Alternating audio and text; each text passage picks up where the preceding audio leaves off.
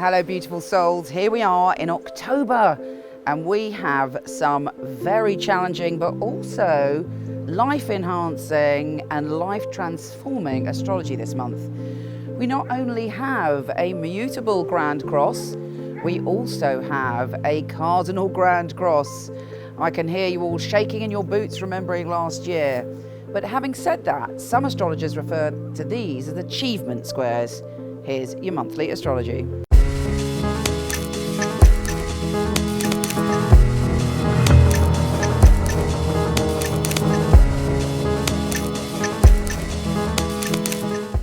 Gemini, there's a saying that I cannot say in England that we have, which is about doing something or getting off the pot. So if you're English, you'll appreciate what I mean. This month, it's time to make a decision.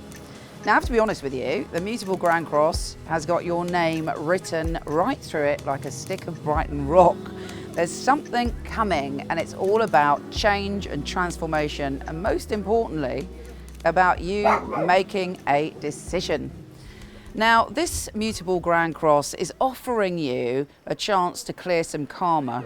There's a sweeping change coming that's going to shift things for you and make you feel enlightened, alive and liberated. Boo boo! But at the time, it might make you feel, oh my goodness, what's going on? It's out of my control. Now bear in mind, this Mutable Grand Cross is as fast and furious as you can be, and you're able to handle very quick energy because it's in your DNA. Now the moon is in your sign within this Mutable Grand Cross, and it's all about your home and your family and big shifting changes coming there. Also, it's about you following your dreams. There may be something that you've not done or you've not allowed yourself to do, or a soul calling, but because of responsibilities, your family, your home, this, that and the other, you may have felt that you can't do it. The universe is creating an opportunity for you, but it involves letting go and transformation, endings and beginnings. The good news is by the end of the month, you'll be like, oh, you know, I feel happy, I feel liberated, I feel seen in some way. You know, there are lots of things that go on in our life that are quite challenging, and it may not be all roses round the door, but ultimately it's the natural cycle of life, death and rebirth, transformation. And often as human beings, we want to cling on to things, relationships that aren't working, friendships that aren't working, jobs that aren't working. And actually, this Mutable Grand Cross is liberating you and clearing your karma. Now, when we get to the other cross, it may involve you being honest about your emotions and what you want to commit to. The moon has shifted, so it's not such a huge focus for you, but there's a part of you that feels that you want to be spontaneous and you want to spread your wings and you want to look at the things in your life that have held you back. You may get some unconscious fears rising up from the depths of your being, but as I said before, it's going to clear you out and push you forward.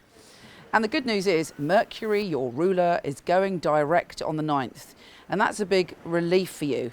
You may have felt that you've been churned up and thinking an awful lot about the past recently, and now it's time to step into your future.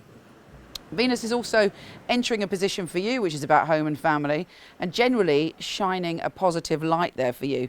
So you will feel much more optimistic after the 8th.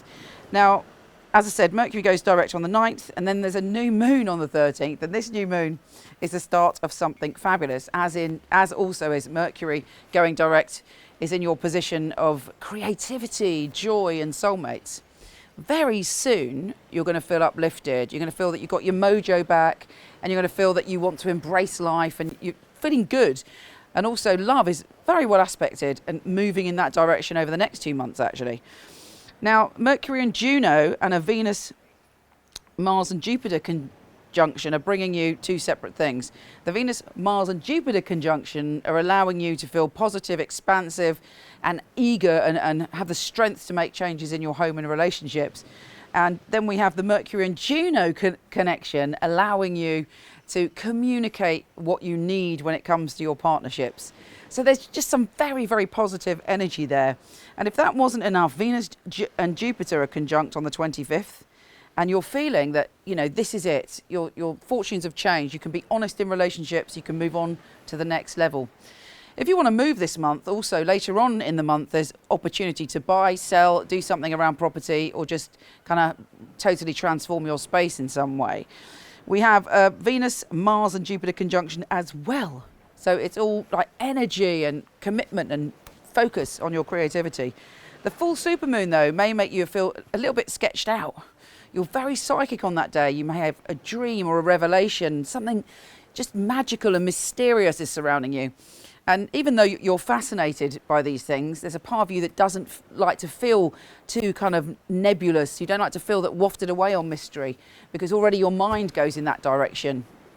But it ends up bringing you a really, really strong signal and calling from your soul.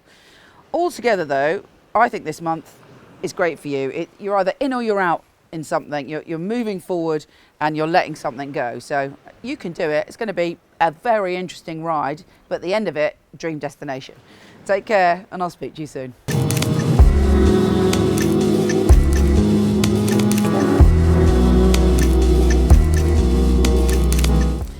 I hope you enjoyed this month's astrology. I have to say, it's such an important month that I highly recommend you going to horoscope.co.uk, where I've got full written details about what's going on. And also, if you fancy it, michelleknight.co.uk or .com, because I've got 3,000 articles on everything magical, spiritual, from soulmates to psychic development.